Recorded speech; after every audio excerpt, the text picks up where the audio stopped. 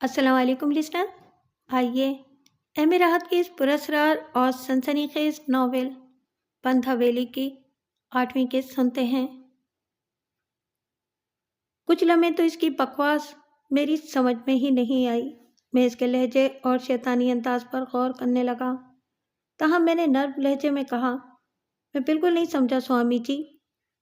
इसकी चता को आग तू लगाएगा, वो किसी हिंदू के हाथ से नहीं जली, मगर तू अपने धर्म के पोतर श्लोक पढ़कर इसकी चिता को आग लगाएगा तो वो अवश्य जल जाएगी।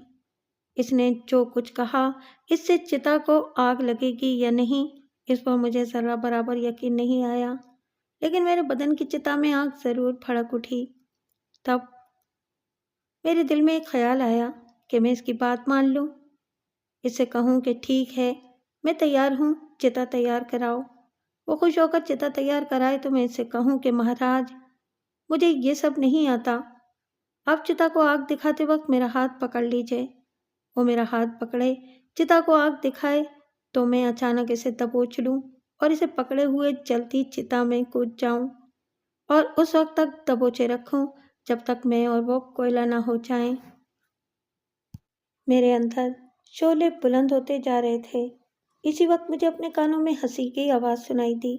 फिर एक मध्यम आवाज़ उभरी, शरीर साजिशी। तेरा दिमाग तो बड़ा साजिशी है भाई।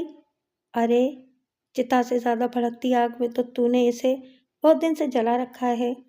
लोगों का ख्याल है कि वो अपने ज्ञान से शहर के शहर उलट सकता है, मगर तूने इसे जूते की नोक पर रख लिया है। वो और इसके हवारी तेरा कुछ नहीं बिगाड़ सके। यह आग कम है इसके लिए। अल्फाज मुझे साफ सुनाई दे रहे थे। आवाज़ थोड़े से जुमलों के बाद मैंने पहचान ली थी। अलबत्ता मैंने जल्दी से रफ़ीउल्लाह और स्वामी की तरफ देखा कि इन जुमलों का इन पर क्या रद्द अमल हुआ है। आवाज़ मुझे दोबारा सुनाई दी, हाँ, मैं फजल सादिक ही हूँ। ये मेरी आवाज़ नहीं सुन रहे। मैंने कहा था ना कि मैं तेरे आसपास रहूँगा। सुन इसकी, सुन क्या कहता है। मेरी जो कैफियत हुई, इसके बयान के लिए मेरे पास अल्फाज नहीं। इसी वक्त स्वामी की आवाज़ उभरी, इतनी लंबी सोच में डूब गया।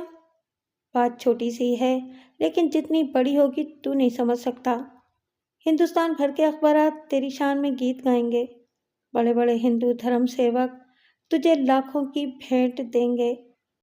दौलत के ढेर पर बैठकर तू अपने मुल्क जाएगा। तुम कैसे कह सकते हो स्वामी कि मेरे हाथ से जलने वाली चिता इसे भस्म कर देगी? करता क्या रहा हूं मैं इन दिनों? अरे, अपने ज्ञान के सहारे इस मुश्किल का हल ही तो मांगता रहा हूं। मेरा ज्ञान कहता है कि कोई भी इसे चिता में नहीं जला सकता सिवाय तेरे, क्योंकि तेरे शरीर में इसके प्रेमी का, इसके पति का खून है। वो तेरे हाथों से अवश्य जल जाएगी। ये तुम्हारा ज्ञान कहता है स्वामी जी? हाँ, मेरे वीर कहते हैं, मेरे धीर कहते हैं। बेवकूफ़ बनाते हैं वो तुम्हें, झूठ कहते हैं तुमसे। मैंने चोला बदला। वो हैरान होकर मुझे देखने लगा। क्या मतलब है तेरा? क्या उन्होंने तुम्हें ये बताया है कि मैं तुम्हारी इस पेशकश को कबूल कर लूँगा? मेरे अल्फाज शायद इसके जहन में गूंज रहे थे और वह इन्हें समझने की कोशिश कर रहा था।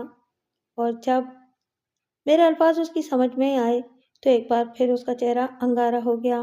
वो सख्त दिल मिला रहा था, लेकिन जब बोला तो लहजा नर्म और अंदाज पुरसुकून था।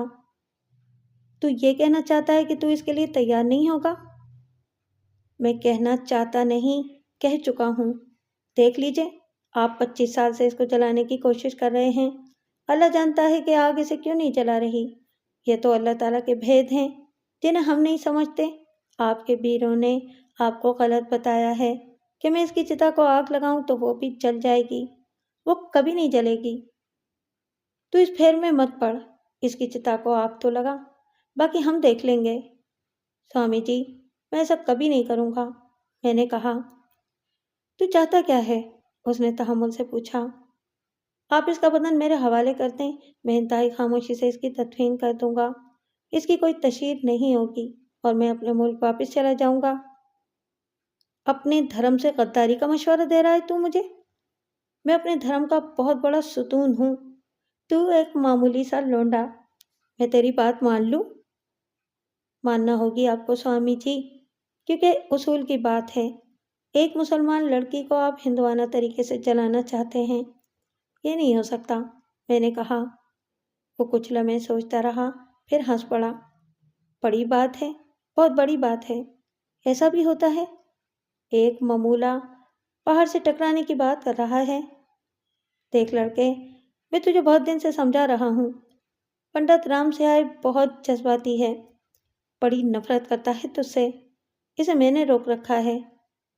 آگیا مانگ رہا تھا مجھ سے، کہہ رہا تھا کہ سوامی جی وہ کل کا چھوکرا بھلا ہمارا مسلسل اور آپ کا بھی اپمان کر رہا ہے، آپ مجھے آگیا دیں تو میں اسے بھسم کر دوں۔ میں نے اسے غیرت دلائی اور کہا کہ اب تو مچھر مارے گا؟ کیا اس معمولی سے چھوکرے کو مارنا تیرا کام ہے بھلا؟ ویسے اب بھی ایسا نہیں کرنے دوں گا، اور تو بڑا چالاک ہے، تو نے ایک شبد کہہ کر اپنی جان بچا لی ہے۔ میں نے سوامی مہاراج، میں نے حیرت سے کہا۔ ہاں، ہنسی اڑائی ہے ابھی تو نے میری، کہا ہے کہ میرے ویر مجھے بیوقوف بناتے ہیں، انہوں نے جو مجھے بتایا ہے وہ نہیں ہوگا، بس اس بات نے مجھے مار دیا، تجھے جیتا رکھنا پڑے گا، تجھے اپنے ہاتھوں سے سروجا کی ارتھی جلانی پڑے گی، تب میں تجھ سے کہوں گا کہ دیکھ، میرے ویر مجھ سے جھوٹ نہیں کہتے، مجھے بے وقوف نہیں بناتے۔ آپ کا یہ رام سہائے تو بڑا ہی بزدل اور ڈرپوک ہے، میں نے کہا۔ وہ کیوں؟ وہ دلچسپی سے بولا۔ میں بالکل یہ نہیں جانتا تھا کہ یہاں کوئی کہانی میری منتظر ہے، میں تو یہاں اپنے رشتہ داروں سے ملنے اور ہندوستان دیکھنے آیا تھا، یہاں یہ کھیل شروع ہو گیا۔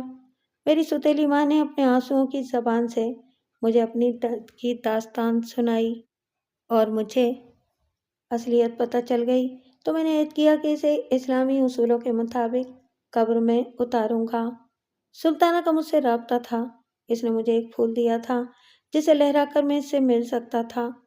رام سیاح دہشت زدہ تھا کہ میں خاموشی سے وہ نہ کر لوں جو سلطانہ کی خواہش تھی، چنانچہ وہ پھول بھی لے گیا اور سلطانہ کو بھی، اور اب تم نے خوف زدہ ہو کر مجھے اس ویران قلعے میں چھپا رکھا ہے۔ وہ یہاں آرام سے سو رہی ہے، اس کا پتا اس کے پاس بیٹھا اس کی حفاظت کر رہا ہے۔ تو سوچ، تو اسے اس جگہ سے کیسے لے جائے گا؟ ایسا تو کبھی نہیں کر سکے گا۔ میں کیا کر سکوں گا اور کیا نہیں سوامی جی، اسے مجھ پر چھوڑ دو، بس اس کے لیے قدرت نے جتنا وقت مقرر کر دیا ہے وہی لگے گا۔ چل پھر ٹھیک ہے، سیر کر لی تو نے منڈل کی، کالی تلیا کی، اب واپسی کی سوچ، ہم تیرے ساتھ کھلواڑ کی سوچیں گے، یا کہہ دے اپنے سرپرستوں سے تیار ہو جائیں، اس نے کہا۔ پھر ایک دم چونک پڑا۔ ارے، یہ سسرے کہاں گئے؟ یہ ویر کہاں گئے؟ وہ تیزی سے آگے بڑھا اور وہاں سے باہر نکل گیا۔ پھر وہ تیز تیز قدموں سے اس حال کی طرف چل پڑا جہاں ہم نے اس سے پہلی ملاقات کی تھی۔ میں نے اور رفیع اللہ نے یہی فیصلہ کیا تھا کہ اس کے ساتھ ہی رہیں گے۔ ہم اس کوریڈور سے گزر رہے تھے جہاں سے گزر کر اس حال تک راستہ جاتا تھا، لیکن اچانک ہم نے سوامی کی آواز سنی۔ وہ زور سے چیخا تھا اور پھر ایک جگہ رک گیا تھا۔ وہاں کوئلے کا ایک ڈھیر پڑا تھا۔ قریب پہنچ کر ہم نے دیکھا کہ وہ کوئلہ کا ڈھیر بے شک تھا، لیکن ایک انسانی بدن کا۔ یہ بدن انہی 3 فٹ کے بونوں میں سے کسی ایک کا تھا جو اس کے ویر تھے، اور جنہیں اس نے کسی نامعلوم ہستی کی تلاش اور اس کی گرفتاری کے لیے بھیجا تھا۔ وہ بونا ویر اب کوئلے کے ڈھیر کی شکل میں پڑا تھا۔ وہ رفیع اللہ نے کچھ فاصلے پر اشارہ کیا اور میں نے ادھر دیکھا، وہاں بھی ایسا ہی جلا ہوا انسانی بدن کوئلے کے ڈھیر میں تبدیل ہوا پڑا تھا۔ ہم نے سوامی کو دوڑ لگاتے دیکھا، وہ حال کے دروازے سے اندر گھس گیا تھا۔ ویروں کے باقی بدن کوئلوں کے ڈھیر کی شکل میں اندر پڑے ہوئے تھے۔ سوامی ان کے سامنے کھڑا انہیں دیکھ رہا تھا، اس کے چہرے پر عجیب سے تاثرات تھے۔ ختم کر دیے میرے ویر اس نے، 5 مار دیے۔ اب بھی نہیں بتاؤ گے کہ کون ہے وہ؟ بولو، اب بھی نہیں بتاؤ گے؟ اپنا محافظ ساتھ لے کر آئے تھے، دھوکہ کیا تھا میرے ساتھ تم نے قدم اٹھا لیا ہے، ابتدا تم نے کی ہے۔ میں یہ نہیں کرنا چاہتا تھا، مگر کیا کروں، اب میں کسی کو روک بھی نہیں سکتا۔ جتنے ہیں تیرے مان لے سب مر گئے، سوگ منا لے ان کا، بچانا چاہے تو بچا سکتا ہے انہیں، بول بچائے گا؟ آپ مانے ہوئے محتمہ ہیں سوامی جی، جہاں بھی سنا ہے میں نے آپ کی بڑائی ہی سنی ہے، لیکن آپ نے میرے ذہن میں کئی سوال پیدا کر دیے ہیں۔ اس نے بھویں سکیڑ کر مجھے دیکھا جیسے وہ میرے اندر جھانک رہا ہو، پھر اس نے کہا، کیا کہنا چاہتا ہے؟ کیا تمہارا گیان تمہاری اتنی مدد بھی نہیں کر سکتا کہ جھوٹ اور سچ کے بارے میں بتا دے؟ کیسا جھوٹ سچ؟ میرے ساتھ کوئی طاقت نہیں ہے، میں نہیں جانتا کہ تمہارے ویروں کو کس نے مارا ہے، میرے ساتھ صرف یہ لڑکا رفیع اللہ آیا ہے اور کوئی نہیں۔ سروجا سلطانہ کی کہانی مجھے یہاں آ کر معلوم ہوئی ہے، یہ میرا سچ ہے۔ اگر تمہارے پاس کوئی گیان ہے تو اس کے ذریعے معلوم کرو کہ میں نے جھوٹ بولا ہے یا سچ، اور اگر میری بات جھوٹ نکلے تو چتا بنا کر مجھے اس میں زندہ جلا دینا۔ میرے ان الفاظ نے شاید اسے متاثر کیا تھا، اس کے چہرے کی غضبناکی کم ہونے لگی، وہ کچھ سوچتا ہوا محسوس ہوا۔ پھر اس نے کہا، مجھے منظور ہے، کالی ماں کی سوگند، میں ایسا ہی کروں گا۔ مجھے 3 دن کا چلہ کرنا ہوگا سو کر لوں گا، سب پتہ چل جائے گا۔ میں اپنے ویروں کی موت کبھی نہیں بھول سکتا، برسوں کی تپسیا سے میں نے انہیں حاصل کیا تھا، اور تو نے جو کھویا اسے سوچ بھی نہیں سکتا۔ بڑا نام لے کر اپنے دیس واپس جاتا، اور بھی مانگتا دیتا، کالی کا گیان دیتا تجھے۔ اب بھی سوچ لے، کسی کے بہکائے میں مت آنا، ورنہ ہمارا کچھ نہیں بگڑے گا، تجھے بڑا نقصان ہوگا۔ میں بہت جلد تجھ سے ملوں گا۔ رہی تیری خواہش کہ تو سروجا کو قبر میں دفن کرے تو اس خواب سے جاگ جا، یہ کسی طرح ممکن نہیں۔ میں اس کا شریر پاتال میں پہنچا دوں گا، جہاں تیرا خیال بھی نہ پہنچ سکے، تو اسے کبھی حاصل نہیں کر سکے گا۔ وہ پھول جس کے ذریعے وہ تجھ تک پہنچ سکتی تھی، رام سے آئے نے آگ میں ڈال کر بھسم کر دیا ہے۔ ساری باتیں تم دونوں کو سمجھا دی ہیں میں نے، تو لڑکے تیرا جو نام بھی ہے، اگر اس کا متر ہے تو اسے سمجھا کہ یہ عقل سے کام لے، تجھے تو ہمارے بیچ ہی رہنا ہے۔ میں تجھے بھی دعوت دیتا ہوں کہ جس طرح فریدہ کالا علم سیکھ رہی ہے، تو بھی بھکتی شالہ کا ممبر بن جا، بڑی قدر ہوگی پورے ملک میں تیری۔ وہ خاموش ہو گیا، پھر کچھ دیر کے بعد غمزدہ لہجے میں بولا، میرے بیر ختم کر دیے اس پاپی نے، اس کے پریوار کے بچے بچے کو زندہ جلا دوں گا، کالی ماتا کی سوگند کسی کو نہیں چھوڑوں گا۔ اس کی آواز رونے والی ہو رہی تھی۔ میں نے اپنی سوچ کے دروازے بند کر لیے تھے، حالانکہ اس کی باتوں سے میرے دماغ میں ایک نام گونج رہا تھا، جس نے مجھ سے کہا تھا، فکر مت کرنا، میں تمہیں مانیٹر کر رہا ہوں، تمہارے آس پاس ہی رہوں گا، لیکن اس جادو نگری میں اپنے احساس کی بھی حفاظت ضروری تھی۔ جاؤ، تم لوگ جاؤ، لڑکے اپنی بات یاد رکھنا، کوئی تو ہے جس نے میرے بیروں کو جلایا ہے، اس کا تجھ سے اگر سمبندھ نکلا اور پتہ چل گیا کہ تو اسے چوری سے اپنے ساتھ لایا تھا، تو ٹھاکر کی بیٹی کے بجائے تجھے زندہ جلا کر خوشی ہوگی۔ اب تم دونوں جتنی جلدی تیل تلیا چھوڑ دو، تمہارے حق میں اچھا ہے۔ وہ آنے والے ہوں گے جو میرا اپمان برداشت نہیں کر سکیں گے، اور میں انہیں نہیں روک سکوں گا۔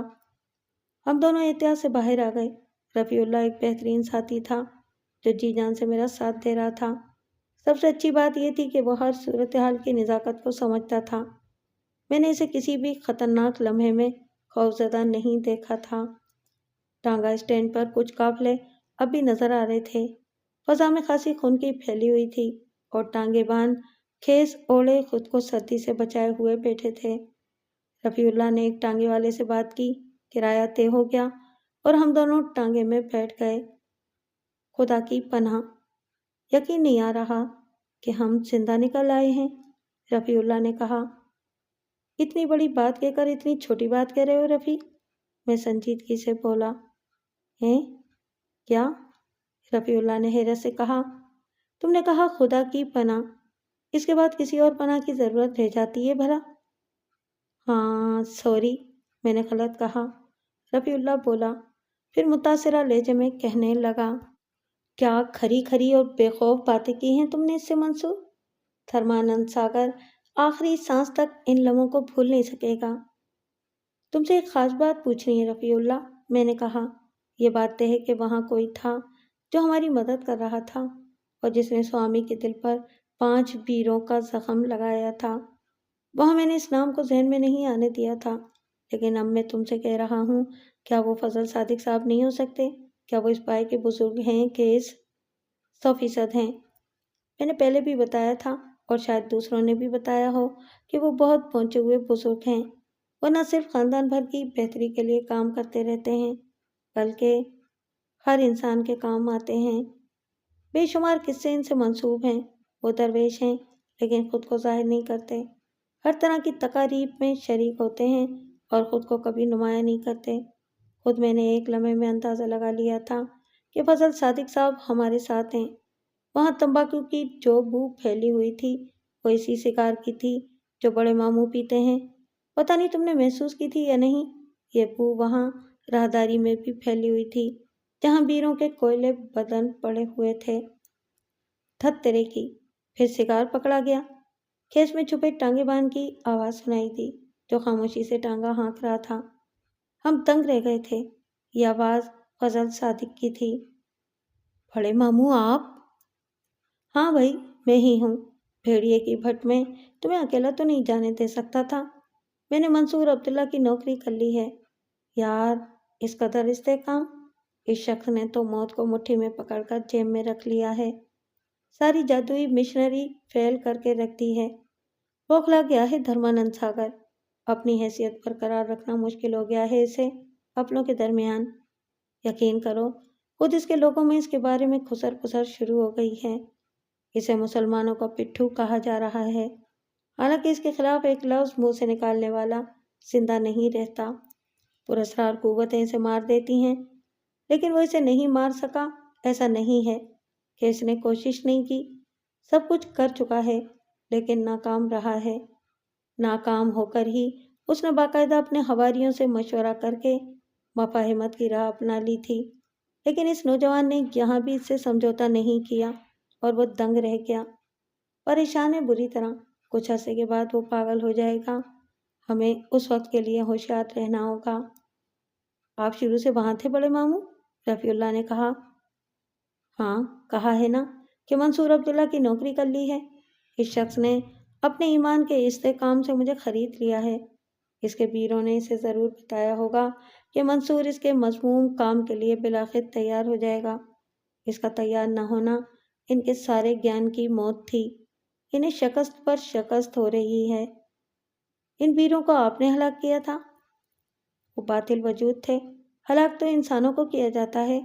वो शैतानी खिलौने थे, एक फूंक से ढेर हो गए। फजल सादिक ने हंसकर कहा, फिर बोले, इसकी बौखलाहट की हद यह है कि अब वो सुल्ताना के जसद खाकी को पाताल की गहराइयों में पोशीदा करने की फिक्र कर रहा है। वाह, क्या सिक्का जमाया है तुमने मंसूर। लेकिन क्या हम इसे हासिल करने में कामयाब हो जाएंगे? क्या हम अपने मकसद की तकमील कर पाएंगे? मैंने कहा, अल्लाह पर अपने यकीन को इसी तरह कायम रखो जिस तरह अब तक बातिल का मुंह काला करते रहे हो। सब कुछ वहीं से होता है और अब भी वहीं से होगा। वैसे मैं तुम्हारे बारे में सोचता हूँ तो मुझे बहुत मज़ा आता है। वालिद साहब किबला ने इश्क फरमाया, एक हिंदू लड़की को बड़ा पक्का मुसलमान किया और फिर एक दास्तान रकम करके दुनिया से चले गए। इनके बेटे मंसूर अब्दुल्ला हिंदुस्तान आए और एक जिम्मेदारी अपने शानों पर लेकर शेर की कछार में जा घुसे। जरा सोच कर बताओ, यही करने आए थे हिंदुस्तान? 100%। दुनिया के किसी भी मुल्क में चले जाते, ये एंटरटेनमेंट हर किसी न मिलता। काले जादू की पूरी तारीख से गुजर रहे हो इसकी आंखों में आंखें डालकर। फजल सादिक की बात से हमने भी पूरा लुत्फ लिया। फिर मैंने कहा, लेकिन मुर्शिद, अब क्या करें हम? बेटे, दोबारा मुझे मुर्शिद न कहना। मैं इस लक़ब का अहल नहीं हूँ। खामोशी इख्तियार करूँगा तो गुनाह होगा। बस फिक्र मत करो, अमल चल रहा है। गर्दिश वक्त अमल पजीर है। स्क्रिप्ट के औराक उलट रहे हैं। तहरीर पढ़ते रहो और लुत्फ उठाओ। ये कहकर अचानक फजल सादिक ने टांगे को एक तरफ सड़क से नीचे एक कच्चे रास्ते पर उतार दिया। कच्चे पक्के घरों पर मुश्तमिल कोई छोटा सा गांव था, जिसके चारों तरफ खेत और दरख्त फैले हुए थे। कुछ फासला तय करके एक पक्के घर के अहाते के सामने टांगा रोक दिया।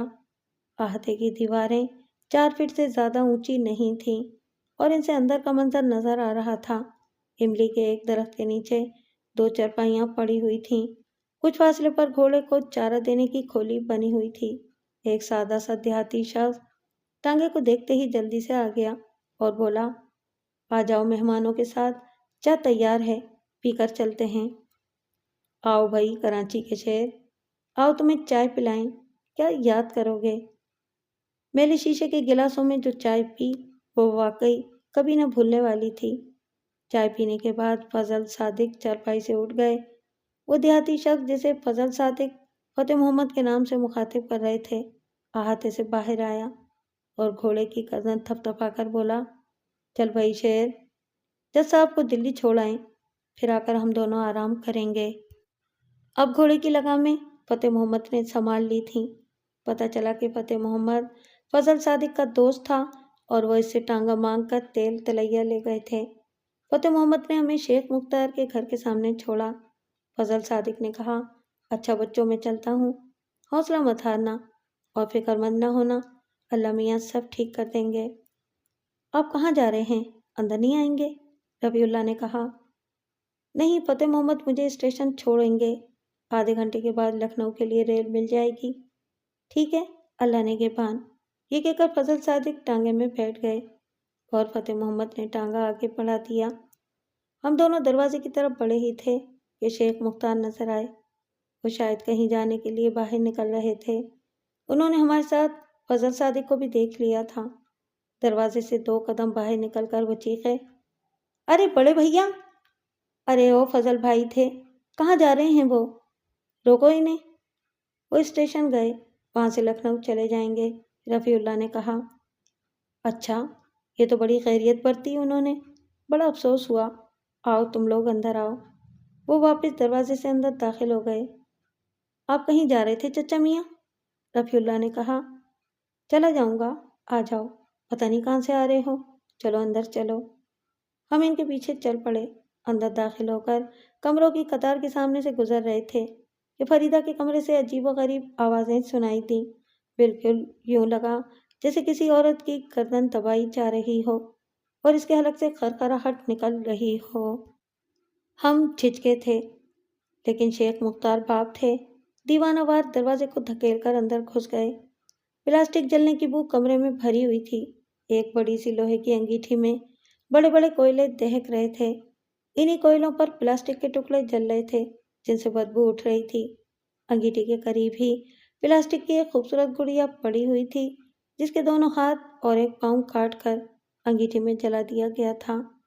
ایک خوفناک رامپوری چاقو فریدہ کے ہاتھ میں تھا اور وہ گڑیا کو پاؤں کے نیچے دبا کر اس کے اعضاء کاٹ کاٹ کر انگیٹھی میں جلا رہی تھی۔ دروازہ کھلنے کی آواز اور ہمارے قدموں کی چاپ پر فریدہ نے گردن گھما کر ہمیں دیکھا۔ اف میرے خدا! اتنا بھیانک چہرہ میں نے خواب میں بھی نہیں دیکھا۔ اس کی آنکھیں انگارہ ہو رہی تھیں۔ دوسرے لمحے اس نے چاقو والے ہاتھ سے دروازے کی طرف اشارہ کر کے کہا، جاؤ جاؤ۔ تیسری بار انتہائی خوفناک آواز میں کہا، جاؤ۔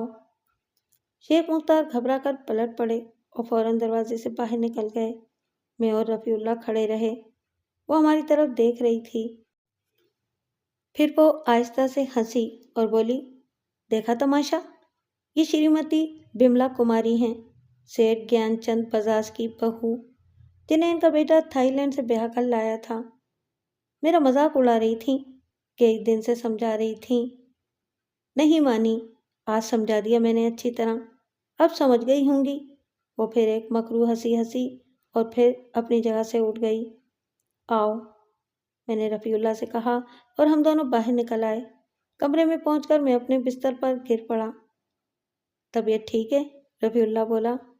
میں مسکرا دیا اور کہا، تجھ جیسا دوست ساتھ ہے، طبیعت کو کیا ہونا ہے؟ واقعی جو کچھ ہوا تھا اور جیسے ہوا تھا اس سے دل بڑا خوش تھا۔ سوامی جیسے شیشناگ کو شکست دے رہا تھا میں۔ باقاعدہ جنگ شروع ہو گئی تھی اور فضل صادق کی بھرپور حمایت سے کلیجہ ہاتھ بھرکا ہو گیا تھا۔ یہ سیٹھ گیان چند کون ہے؟ میں نے پوچھا۔ کھرب پتی سیٹھ ہے، اس کا بہت بڑا اسٹور ہے اور کپڑے کا سب سے بڑا تاجر ہے، دلی میں اور پورے ہندوستان میں مشہور ہے۔ اور بملا کماری کے بارے میں وہ کیا کہہ رہی تھی؟ وہ بھی ٹھیک کہہ رہی تھی۔ گیان چند کے بیٹے مکھی چند نے تھائی لینڈ میں شادی کی ہے اور بملا کماری اس کی پتنی ہے۔ یہ فریدہ کالا جادو کر رہی تھی؟ 100%۔ میں خاموش ہو گیا۔ باقی دن پوری کسل مندی سے گزرا تھا۔ دوپہر کے کھانے کے بعد میں سو گیا تھا۔ شام کی چائے اور رات کے کھانے پر بھی فریدہ موجود نہیں تھی۔ کھانے کے بعد میں نے شیخ مختار سے کہا، چچا جان، برا نہ مانیے، کچھ کہنا چاہتا ہوں۔ شیخ مختار چونک کر مجھے دیکھنے لگا، مگر بولے کچھ نہیں۔ میں نے کہا، آپ کے علم میں ہے کہ بانکیتھر اور رام منوہر نے سوامی دھرمانند ساگر کے ایما پر مجھے ترویدی کے ذریعے بلایا تھا۔ انہوں نے میرے لیے ہوٹل میں کمرہ بک کرا دیا تھا، پھر اپنے گھر بلا کر سوامی سے میری ملاقات کرائی۔ وہاں سے سوامی ناراض ہو کر چلا گیا۔ بعد میں اس نے تیل تلیا بلا کر مجھ سے ملاقات کی اور کچھ باتیں کی جن پر میری اس سے مفاہمت نہیں ہو سکی۔ وہ اچھا آدمی نہیں ہے، وہ مجھ سے اپنی ناکامی کا بدلہ لینے کی کوشش ضرور کرے گا، لیکن مجھے یقین ہے کہ وہ میرا کچھ نہیں بگاڑ سکے گا۔ البتہ انہیں نقصان پہنچانے کی کوشش کرے گا جو میرے عزیز ہیں، اور انہی کے ذریعے مجھے اپنے غلط مقاصد کی تکمیل کے لیے مجبور کرنے کی کوشش کرے گا۔ میں نہیں چاہتا کہ آپ اس انتقام کی لپیٹ میں آئیں۔ تو پھر؟ شیخ مختار بولے، میں بانکیدھر سے فون کر کے پوچھتا ہوں کہ اب وہ کیا چاہتا ہے۔ اسے مجھ سے اور کوئی کام تو نہیں ہے؟ اگر اور کوئی کام نہ ہوا تو میں ہاتھرس واپس چلا جاؤں گا۔ کیا ہاتھرس میں تمہارے عزیز نہیں ہیں جنہیں وہ نقصان پہنچانے کی کوشش کریں؟ شیخ مختار نے عجیب لہجے میں کہا، بے شک ہیں، لیکن میں بہت جلد کوئی اور فیصلہ کر لوں گا۔ وہ فیصلہ تم یہاں رہ کر بھی کر سکتے ہو۔ میں نے تمہاری ذرا بھی خدمت نہیں کی، جبکہ میری آرزو تھی کہ تم کچھ عرصہ میرے پاس آ کر رہو۔ ابھی کچھ دن یہاں رہو، بعد میں دیکھ لیں گے۔ تمہیں بتا چکا ہوں کہ ناصر عبداللہ سے میرا رشتہ ہی نہیں، گہری دوستی بھی تھی۔ اس کے بعد میں اور کچھ نہیں بول سکا۔ یہاں سبھی مجھ سے بہت پیار کر رہے تھے اور انہوں نے ہر خطرے کو نظر انداز کر دیا تھا۔ دوسری صبح رفیع اللہ چائے کی ٹرے ہاتھ میں اٹھائے میرے کمرے میں گھس آیا۔ میں جاگ گیا تھا۔ میں نے سوچا آج تمہیں بیڈ ٹی پلا دی جائے، لیکن یہ ویری گڈ ٹی ہے کیونکہ میں نے خود بنائی ہے۔ ارے کیوں؟ تم نے خود کیوں بنائی؟ میں نے بستر پر بیٹھتے ہوئے کہا۔ بس دل چاہا تھا، رفیع اللہ نے کہا۔ یہ ٹرے میں اور کیا ہے؟ اخبار۔ خیریت؟ کوئی خاص خبر ہے؟ ہاں، رفیع اللہ نے کہا اور اخبار کھول کر کچھ تلاش کرنے لگا۔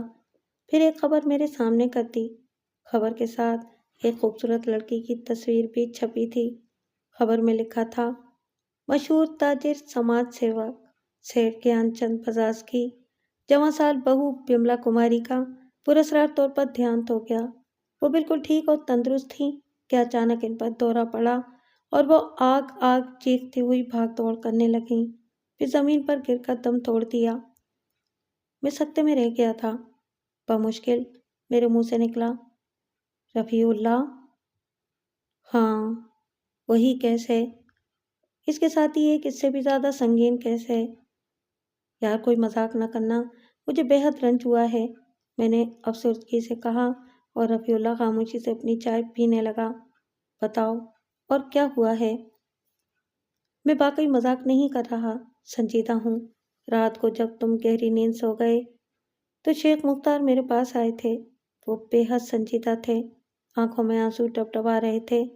مجھ سے کہنے لگے، رفیع، دل میں ایک غبار ہے، کچھ کہنا چاہتا ہوں۔ شاید ہی کسی جوان بیٹی کے باپ نے ایسی بات کسی سے کہی ہو۔ تمہاری منصور سے گہری دوستی ہے، کیا تم اسے اس بات پر آمادہ کر سکتے ہو کہ وہ فریدہ سے شادی کر لے؟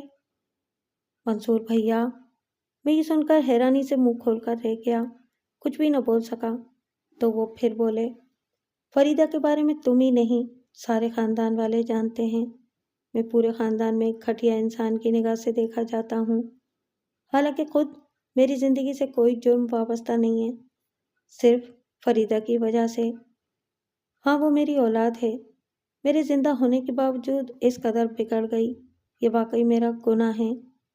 خیر، اس کی وجہ سے میں جانتا ہوں کہ میری دوسری بیٹیوں کے لیے بھی کوئی رشتہ نہیں آئے گا۔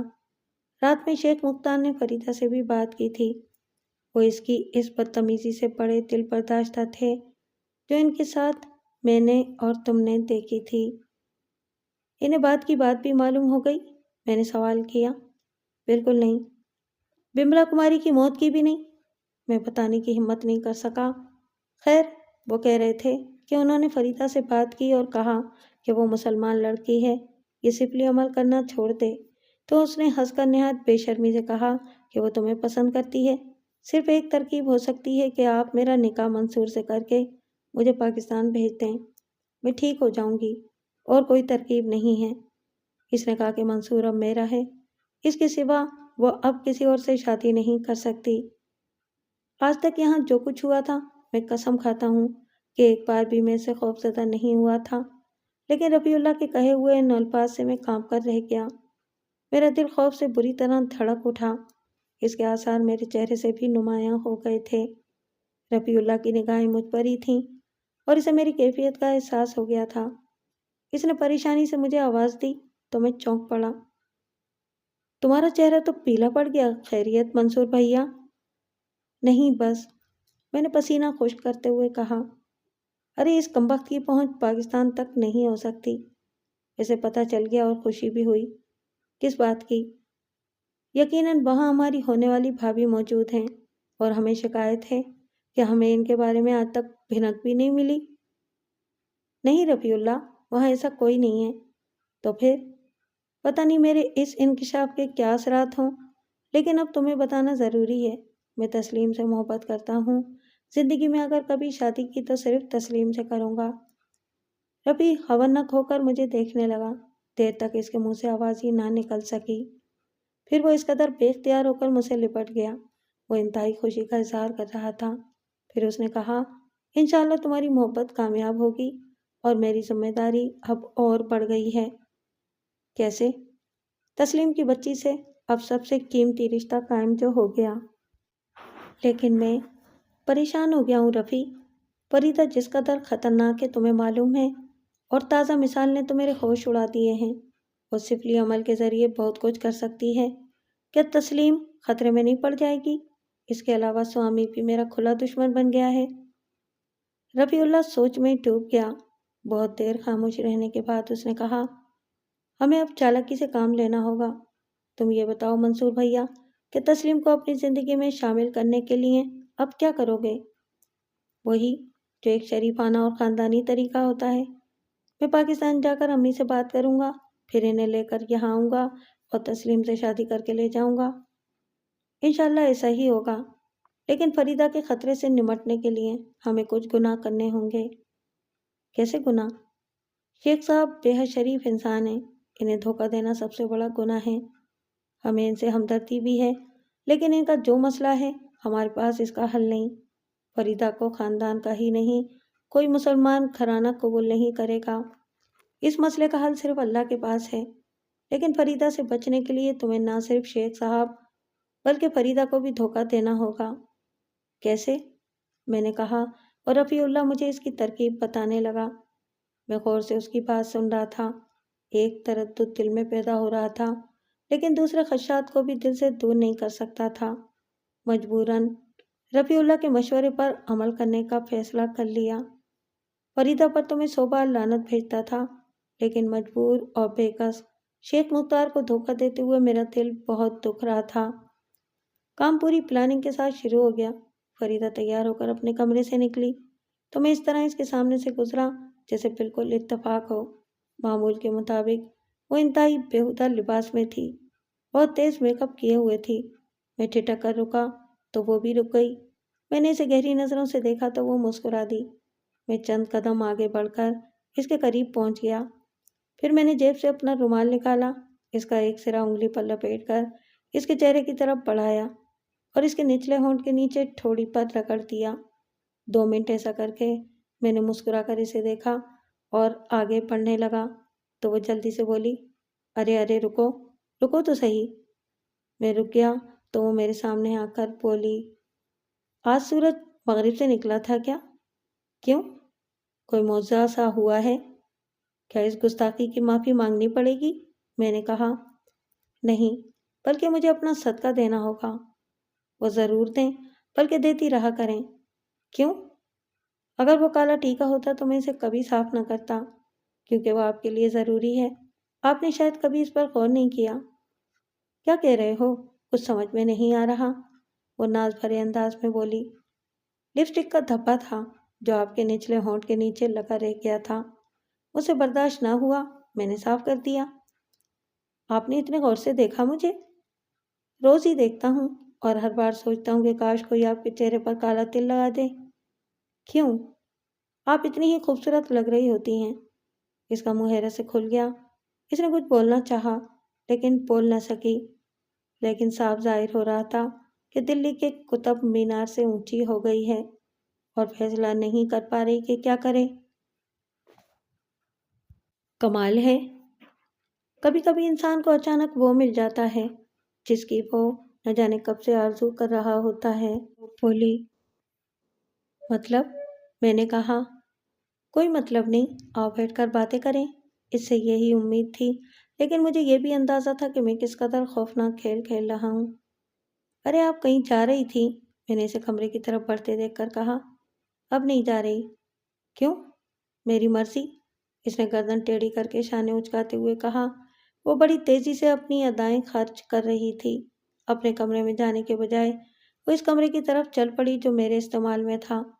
اس نے خود ہی اس بارے میں بتا دیا۔ وہ بولی، میں تمہیں اپنے کمرے میں نہیں لے جا رہی، کیونکہ وہاں کسی نہ کسی کے بیر آ جاتے ہیں، کوئی نہ کوئی پیغام لے کر۔ بیر سمجھتے ہو نا؟ نہیں، داس ہوتے ہیں، جادو کے غلام جو چاپ کرنے سے ملتے ہیں، بڑے کام کے ہوتے ہیں، بڑے چغل خور ہوتے ہیں، ایک کی چال لگاتے ہیں، گرو گرچانی سے۔ کہاں جا رہی تھی تم؟ بھکتی شالہ، سورک ونسی، چلو گے میرے ساتھ؟ نہیں، میں لے کر بھی نہیں جاؤں گی، بڑی خراب نظریں ہوتی ہیں وہاں آنے والیوں کی۔ وہ میرے کمرے میں آ کر بیٹھ گئی، پھر اس نے دنیا جہان کی باتیں شروع کر دیں، پاکستان کے بارے میں پوچھتی رہی، پھر بولی، جیسا دیس ویسا بھیس، اگر مجھے پاکستان جانے کا موقع مل جائے تو ویسی ہی ہو کر رہوں گی جیسی پاکستانی عورتیں رہتی ہیں، لیکن وہاں وہ ایمان ہوتا ہے جسے تم بھول گئی ہو۔ تمہارے لیے مجھے سب کچھ یاد آ جائے گا، فریدہ پور یقین لہجے میں بولی۔ سوامی بہت طاقتور ہے، تم خود بھی جانتی ہو، میں نے یاد دلایا۔ وہ مسکرا کر بولی، عورت کو جانتے ہو؟ کیا مطلب؟ کالی دیوی مرد نہیں عورت ہے، اور کوئی مرد آج تک دیوی جیسا گیان حاصل نہیں کر سکا، اتنا کہہ دینا کافی ہے۔ میں کانپ کر رہ گیا۔ کچھ دیر ٹھہر کر میں نے کہا، مگر مجھے بتاؤ تو صحیح، تم کرو گی کیا؟ تم سروجا کی لاش کو دفن کرنا چاہتے ہو نا؟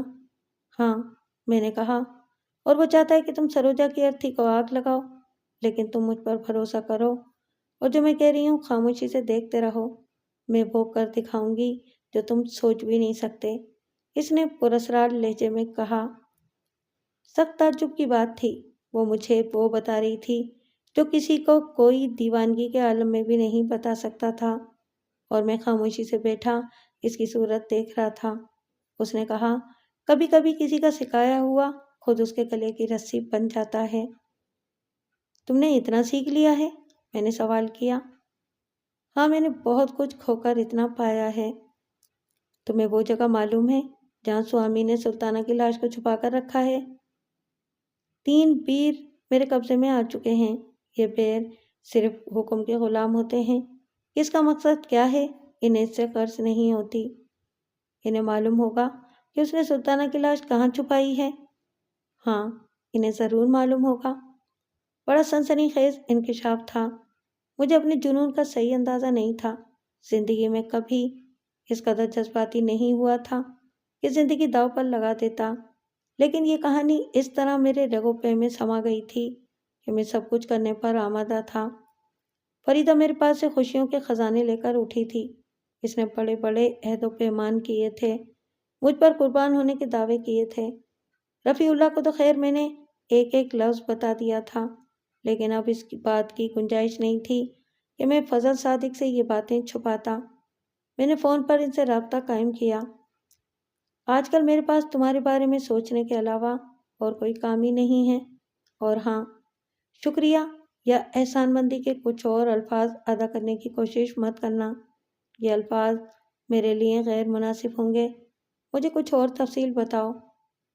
وہ کہتی ہے کہ تیل تلیا میں ایسے تہہ خانے موجود ہیں جن میں سے ایک میں سوامی نے سلطانہ کی لاش چھپا دی ہے، مگر بیر اس جگہ کی نشاندہی کر دیں گے۔ اس نے ایک ایسا علم سیکھ لیا ہے جس سے وہ سلطانہ کے مردہ جسم میں داخل ہو جائے گی اور اس تہہ خانے سے باہر آ جائے گی۔ ادھر سوامی چتا تیار کرا دے گا اور جب وہ سلطانہ کی ارتھی چتا پر رکھیں گے تو وہ خاموشی سے ارتھی چھوڑ دے گی اور اسی وقت میں ارتھی کو آگ لگا دوں گا۔ فضل صادق کچھ لمحے خاموش رہے، پھر بولے، تم ایسا کرو، رفیع اللہ کے ساتھ لکھنؤ آ جاؤ، میں بعد میں تم سے بات کروں گا۔ فضل صادق کی خوبصورت رہائش گاہ لکھنؤ کی روایتوں کی امین تھی۔ ایک خوبصورت نشست گاہ میں بیٹھ کر وہ مجھ سے اس موضوع پر بات کرتے رہے، لیکن ہم دونوں کے وہم و گمان میں بھی نہیں تھا کہ سوامی دھرمانند ساگر اس طرح فضل صادق کی کوٹھی پہنچ جائے گا۔ خود فضل صادق اسے دیکھ کر دنگ رہ گئے تھے۔ انہوں نے بڑے احترام سے سوامی دھرمانند کا استقبال کرتے ہوئے کہا، کبھی خواب میں بھی نہیں سوچا تھا کہ ہندوستان کی اتنی بڑی شخصیت اس غریب خانے میں قدم رکھے گی۔ بڑے تو آپ بھی ہیں فضل صادق صاحب، پر اس وقت ہم دونوں کی بڑائی داؤ پر لگ گئی ہے۔ منصور عبداللہ نے آپ کو بتا ہی دیا ہوگا کہ ہمارے بیچ کیا تجویز طے پائی ہے۔ بہت سارے ہندو اور لاتعداد مسلمانوں کے جیون بچ جائیں گے، خون کی ندیاں بہنے سے بچ جائیں گی۔ اب پتہ نہیں آپ نے اس بارے میں کیا سوچا؟ آپ کا کیا خیال ہے سوامی جی؟ کیا ایک مسلمان اس بات کو مان لے گا کہ ایک اسلام قبول کرنے والی لڑکی کو چتا میں جلا دیا جائے؟ عقل کا تقاضا تو یہی ہے کہ امن کو قائم رکھا جائے، اور میں اسی لیے یہاں تک آیا ہوں کہ آپ میری بات مان لیں۔ ویسے ہونا وہی ہے جو ہم چاہتے ہیں۔ آپ کچھ پینا پسند کریں گے؟ فضل صادق نے پوچھا۔ بس انسانوں کا خون نہ ہو اور کسی چیز کی ضرورت نہیں ہے۔ سوچنا پڑے گا سوامی جی۔ ہاں، جلدی کس بات کی ہے؟ اور پھر ہم یہ بھی نہیں چاہتے کہ آپ ہمارے لیے دل میں برائی رکھیں۔ ارے یہ تو دوستی کا، امن کا سودا ہے جو سیاستدانوں کے بیچ ہوتا رہتا ہے، جو دوسرے ملکوں میں جا کر گلے ملتے ہیں اور سرحدوں پر جنگ شروع کر دیتے ہیں۔ افسوس میں سیاستدان نہیں ہوں، فضل صادق نے کہا۔ تو بن جائیے، ہم نے لکھنؤ آپ کو دیا، ہم سپورٹ کریں گے آپ کو۔ مجھے کرنا کیا ہوگا سوامی جی؟ سیاست؟ وہ کیسے؟ بات اس پاکستانی شیر نے بتا دی ہوگی۔ سروجا کی ارتھی چتا پر رکھی جائے گی اور یہ اسے آگ دکھائے گا۔ یہ کیسے ہو سکتا ہے؟ فضل صادق نے کہا۔ یہی آپ کو سوچنا ہوگا کہ یہ کیسے ہو سکتا ہے۔ پہلے میری بات غور سے سن لیں، وہ مر چکی ہے۔ جیتی ہوتی اور آپ کو چتا میں جلانا ہوتا تو واقعی پریشانی کی بات تھی۔ ارے مٹی ہے مٹی، دھرتی میں گاڑ دو گے تب بھی مٹی بن جائے گی، چتا میں بھسم کر دو گے تب بھی راکھ بن جائے گی، پر مسئلہ کتنا بڑا حل ہو جائے گا یہ سوچو۔ میں نے فضل صادق کا چہرہ دیکھا، سوچ میں ڈوب گیا تھا۔ میرے دل کو دھکا سا لگا۔ یہ سوچنے کی بات ہی نہیں تھی، انہیں اس مردود کو فوراً بھگا دینا چاہیے تھا۔ سوچنے سے کوئی فائدہ نہیں ہوگا، یہ کرنے کا کام ہے۔ وہ تو پریس کو ابھی خبر نہیں ملی ہے، ورنہ اب تک آگ لگ چکی ہوتی۔ کرنا کیا ہوگا؟ فضل صادق نے پوچھا۔ میں آپ کا ساتھ دوں گا، کچھ ایسے نیتاؤں کو بلا لوں گا جن کے بڑے نام ہیں۔